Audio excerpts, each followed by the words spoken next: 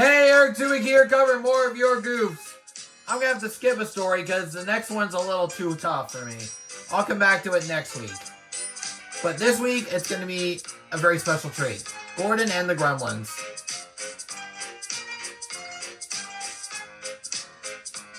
So let's head down to, well, the story, of course, but maybe another couple guests, which aren't very regular, but we'll see now. Yo. But first, however, we have a goof. Apparently, the regular one that we've seen since the very beginning.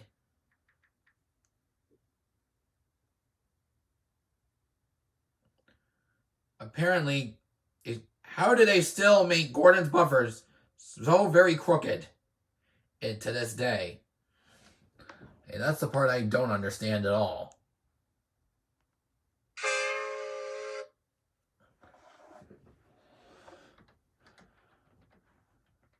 Gordon's fire would not light. I don't know what's wrong, sighed the firelighter. There must be gremlins about. What are gremlins? Asked Percy. I've heard that they're little green men who play tricks.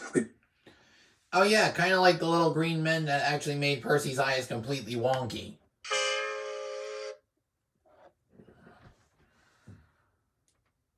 Replied Thomas. Can we find one?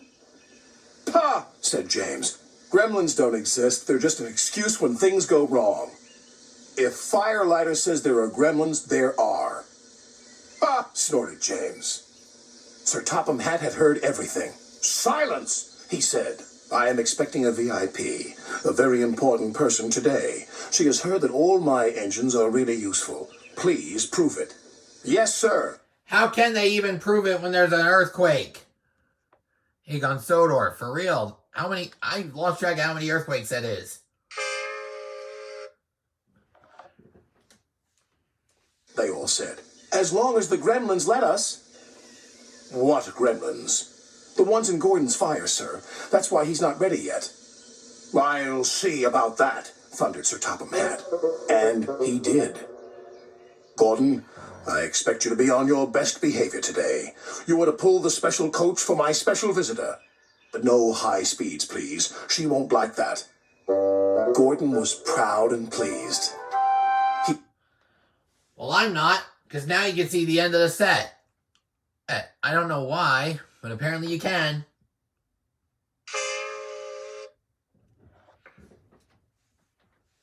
He was waiting for his special coach when Percy puffed in with some freight cars. What's the... Oh, wow, now the camera's rattling side to side again. Actually, it was up and down earlier, but now it's side to side. Matter, Gordon, you're late. Driver says there's gremlins in the turntable, replied Gordon. They must be everywhere, squeaked Percy. At last, the turntable was mended, and Gordon puffed away with the special coach. No, there's two.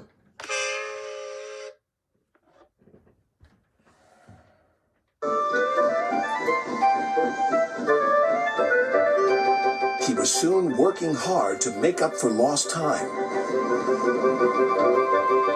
After he arrived at the station, Sir Topham Hatt became concerned. Where's Thomas? He wondered. He's supposed to be bringing my visitor from the docks. Huh, huffed Gordon. There's a couple more goofs. Percy's cab roof is crooked.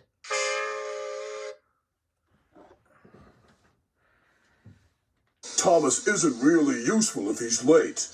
But it wasn't long before Thomas arrived. I'm sorry. A cow strayed on the line and we had to wait for the farmer to take her away. The driver says your visitor is here safe and sound. Indeed she is, smiled Sir Topham Hatt. How nice to see you. Who is it? Whispered Percy. I don't know, replied Thomas. But Sir Topham Hatt is certainly keen to please her. He's arranged a special party for her. She's got a dog as well, said Percy. Well, come on, Thomas, said the... Yeah, how can he come on? Annie and Clarabelle have already disappeared. Driver, you need a drink. Paw. Wow, the recrooking of the buffers. Puffed Gordon. Thomas is just a lazy little engine. Sir Topham Hatt is expecting me to arrive on time. We're late because of Thomas.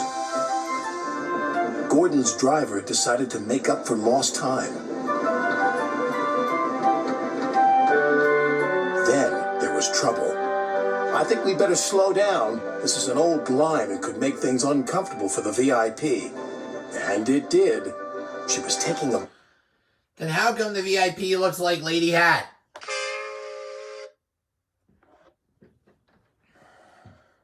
bath and the water was slopping all over the place. Oh! She cried.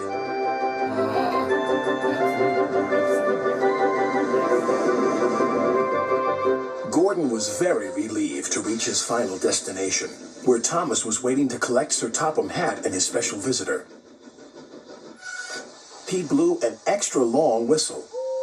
This frightened the visitor's dog so much that he fled from the station and ran into a field where a bull was grazing. The bull frightened the little dog even more. He ran back again, onto the platform and over the bridge. Row, row, row.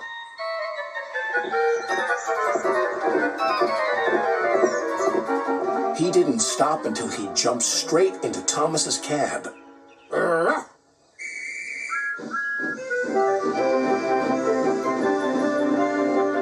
But he had a wonderful... Oh yeah, another goof I need to point out. In the Michelangelo's version, it doesn't sound like a dog barking. A woof woof is not even a bark. And you thought I was going to miss that goof, didn't you? Ride all the way to the docks. What? Whoa, whoa, whoa, whoa, whoa. Yeah, what is right? Apparently we see... Why are we seeing a ship from Tugs? I thought that show ended before this.